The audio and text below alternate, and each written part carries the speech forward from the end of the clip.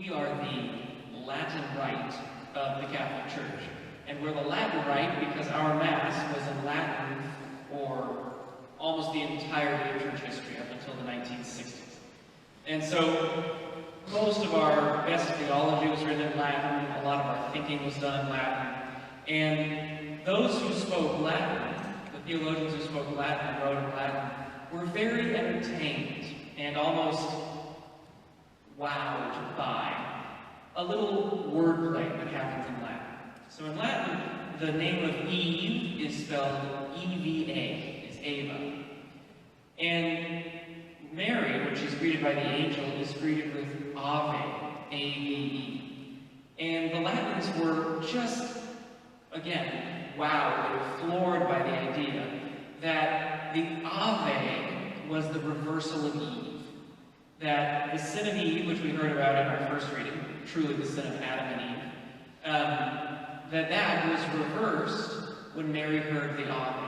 That what was done in the garden with Eve was undone in the room with Mary, with the Ave. It only works in Latin, it doesn't work in Greek, but the Latins loved that. Well, it got me thinking, there is a profound truth here. The Immaculate Conception is in fact the reversal of almost everything we've heard about in the book of Genesis. It's, as I've been playing with it throughout the day, as I preached a little bit on the school mass, and then I got thinking about other ways it was a reversal, I'm just amazed by how many examples there are. So, for example, in the Garden of Eden, it is Eve who receives her flesh from Adam. They take a rib, God takes a rib out of Adam, and then that rib is made into Eve. I should say, the key to all of what I'm about to say is that Jesus is the new Adam, and Mary is the new Eve, right? So we have the old Adam and the old Eve, and the new Adam and the new Eve. Well, the old Eve received her flesh from the old Adam.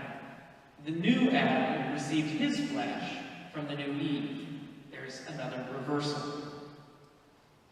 That one, kind of cutesy like the Ave one. Right? I'm not sure if that was intended, but the Lord works in mysterious ways, and the Bible has depth to it, so maybe it's there. But then, as we go even deeper, it becomes theologically more significant. So, for example, the blaming. We hear in the first reading, when God confronts Adam, Adam points his finger at Eve, and when God confronts Eve, Eve points her finger at the snake. So, the dynamics of sin are to point to the next person. But then, with the new Adam, it's reversed. God essentially puts all the sin of humanity on the new Adam. And the new Adam, even though he was sinless, does not point to anybody else. He takes it on himself. He says, I am going to die for all of the sins of humanity. Nobody else needs to take the blame for this. This I'm going to take on myself. And so, instead of pointing outward, Jesus, the new Adam, points inward.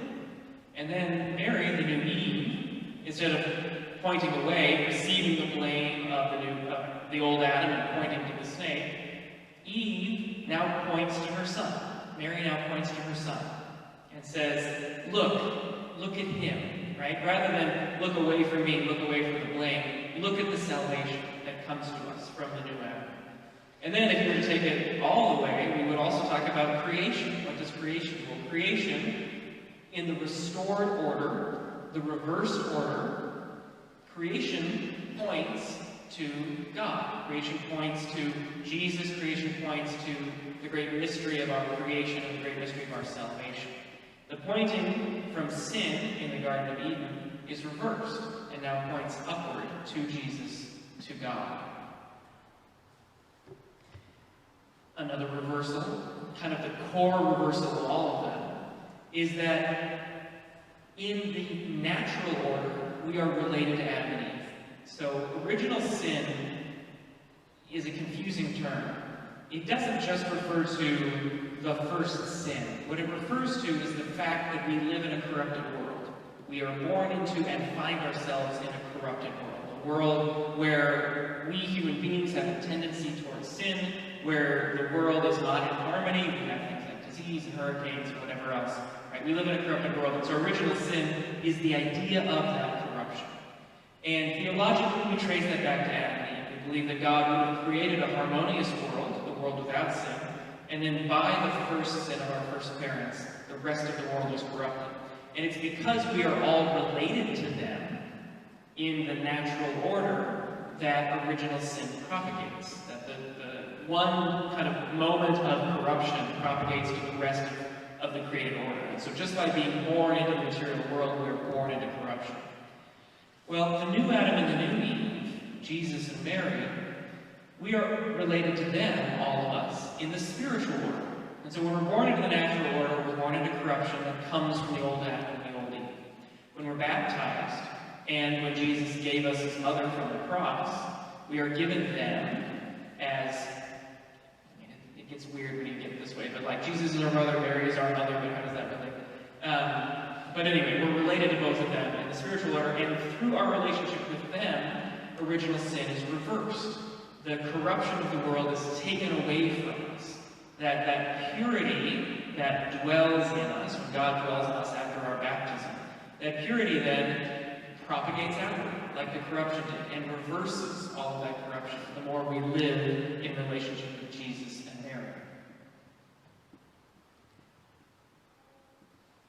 At the end of the day, what we have to remember is that God could have wiped creation away. He could have taken what happened in the Garden of Eden and started over. But in order for us to love, he had to give us free will, because love is an expression of the will, and it has to be done freely. And so he would have had to keep wiping the slate. He would have had to keep removing creation over and over and over again. Instead, he chose to fight sin and corruption. He chose to fight the original sin in a different way, by recreating the world. It should be no surprise to us, and it should really be a miracle, beautiful to us, just like the Latins with Ave and Eva. It should be beautiful to us that when he recreated the world, he did so in a perfect reversal of what we read about in Genesis. I mean, if there's any question of the divine inspiration of the Bible, if there's any question about the fact that God is in charge and has planned these things in the beginning of time, I hope those doubts have been removed. He recreated humanity in Jesus Christ. By becoming man, by uniting the divine and the human in the one person of Jesus, God recreated the world. Through Jesus' death, he entered into the corruption, and his resurrection, he renewed and purified the world. But where there is a new Adam, there is a new Eve. And God, foreseeing the salvation that would come from his Son, God is outside of time, so those graces go forward and they go backward. He took those graces from the sacrifice of the Son on the cross and used them to recreate a new Eve from which the new Adam would receive his flesh. The Immaculate Conception is not just a curiosity of our faith. It's not an expression of our devotion to Mary that reached a pinnacle in the middle of the 19th century.